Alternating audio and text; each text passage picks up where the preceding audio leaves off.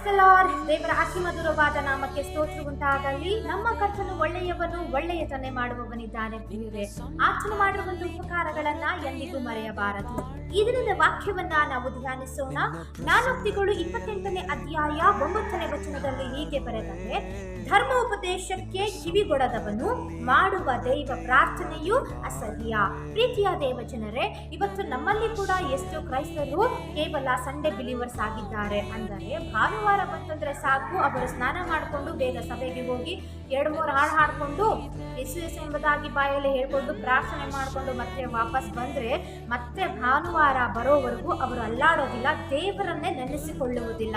ಹಾಗೆ ಅಂಥವರು ನಾವಾಗದೆ ಸತ್ಯವೇದದಲ್ಲಿ ಬರೆದ ಧರ್ಮ ಉಪದೇಶಕ್ಕೆ ಕಿವಿಗೊಡದವನು ಮಾಡುವಂತಹ ದೇವ ಪ್ರಾರ್ಥನೆಯು ಅಸಹ್ಯ. ಅಂಥವರು ಮಾಡುವಂಥ ಪ್ರಾರ್ಥನೆ ದೇವರಿಗೆ ಇಷ್ಟವಾಗೋದಿಲ್ಲ. ಆದರೆ ಅಂಥವರು ನಾವಾಗದೆ ದೇವರ ವಾಕ್ಯವನ್ನ ಯಾವಾಗಲೂ ಧ್ಯಾನಿಸಿ ನಡೆಯುವವರಾಗಬೇಕು. ಧರ್ಮ ಉಪದೇಶಕ್ಕೆ ಕಿವಿಗೊಟ್ಟು ನಾವು ನಡೆಯುವವರಾಗಬೇಕು. ಸತ್ಯವೇದದ ಪ್ರತಿಯೊಂದು ವಾಕ್ಯವು ನಮ್ಮ ಹೃದಯವೆಂಬ ಹಲಗೆಯಲ್ಲಿ ಬರೆದಿಟ್ಟುಕೊಳ್ಳಬೇಕು. ಪ್ರಿಯರೇ, ಇವತ್ತು ನಾವು ಎಷ್ಟೋ ನ್ಯೂಸ್ಗಳಲ್ಲಿ ನೋಡ್ತಾ ಇದ್ದೇವೆ, ನಮ್ಮ ಮೊಬೈಲ್ಗಳಲ್ಲಿ ನಾವು ಕಣ್ಣಾರೆ ಕಾಣ್ತಾ ಇದ್ದೇವೆ. ಬೇರೆ ಎಷ್ಟೋ ದೇಶಗಳಲ್ಲಿ, ಬೇರೆ ಎಷ್ಟೋ ಸ್ಟೇಟ್ಗಳಲ್ಲಿ ದೇವರು ಸತ್ಯವೇದದಲ್ಲಿ ಯಾವ ರೀತಿಯಾಗಿ ಮಾತನಾಡಿದಾನೋ, ಏನನ್ನು ನುಡಿದಿದ್ದಾನೋ ಅದೇ ಪ್ರಕಾರ ನಡೆಯುತ್ತಾ ಬರ್ತಾ ಇದೆ. ಪ್ರಿಯರೇ, ಮುಂದೆ ನಾವು ಸತ್ಯವೇದವನ್ನು ಹುಡುಕಿದರೂ ಕೂಡ ನಮಗೆ ಸತ್ಯವೇದ ಸಿಗೋದಿಲ್ಲ.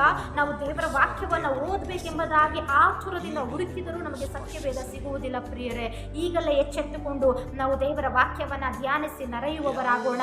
ದೇವರ ವಾಕ್ಯದ ಪ್ರಕಾರ ನಾವು ನಡೆದು ದೇವರಿಗೆ ಮೆಚ್ಚುಗೆಯಾಗುವಂಥ ರೀತಿಯಲ್ಲಿ ನಡೆಯುವಾಗ ದೇವರು ಬರುವಂಥ ಕಾಲದಲ್ಲಿ ನಾವು ದೇವರು ನಮ್ಮನ್ನ ಕಠಿಣ ಪರಿಸ್ಥಿತಿಗಳಿಂದ ನಮ್ಮನ್ನ ಉಳಿಸುವವನಾಗಿದ್ದಾನೆ. ಪ್ರಿಯರೇ, ನಾವು ಈ ಲೋಕದವರಂತ ನಡೆಯದೆ ನಮ್ಮನ್ನ ಈ ಲೋಕದವರು ನೋಡಿ ಅವರ ಜೀವಿತವನ್ನ ಬದಲಾಯಿಸುವಂತ ರೀತಿಯಲ್ಲಿ ನಾವಾಗಿರಬೇಕು. ಪ್ರಿಯರೇ, ನಾವು ದೇವರ ವಾಕ್ಯವನ್ನು ಹಗಲಿರುಳು ಧ್ಯಾನಿಸುತ್ತಾ ಆತನನ್ನೇ ಆರಾಧನೆ ಮಾಡುತ್ತಾ ಆತನು ನಮಗೆ ತೋರಿಸಿದಂತಹ ಮಾದರಿಯ ಜೀವಿತವನ್ನ ನಾವು ಕೂಡ ಇತರರಿಗೆ ತೋರಿಸುವವರಾಗೋಣ. ಪ್ರಿಯರೇ, ಸತ್ಯವೇದವು ತುಂಬಾ ಅಮೂಲ್ಯವಾದದ್ದಾಗಿದೆ. ದೇವರ ವಾಕ್ಯವು ತುಂಬಾ ಅಮೂಲ್ಯವಾದದ್ದಾಗಿದೆ. ಮುಂದೆ ಕಠಿಣ ಕಾಲಗಳು ಬರುವಾಗ ದೇವರ ವಾಕ್ಯ ಹುಡುಕಿದರೂ ಎಲ್ಲೂ ಸಿಗೋದಿಲ್ಲ. ಪ್ರಿಯರೇ, ಈಗಲೇ ಎಚ್ಚೆತ್ತುಕೊಂಡು ಧರ್ಮ ಉಪದೇಶವನ್ನ ಧ್ಯಾನಿಸುವವರಾಗಿರಿ. ಸತ್ಯ ವೇದವನ್ನ ಓದಿ ನಿಮ್ಮ ಹೃದಯವೆಂಬ ಹಲಗೆಯಲ್ಲಿ ಬರೆದಿಟ್ಟುಕೊಳ್ಳಿರಿ.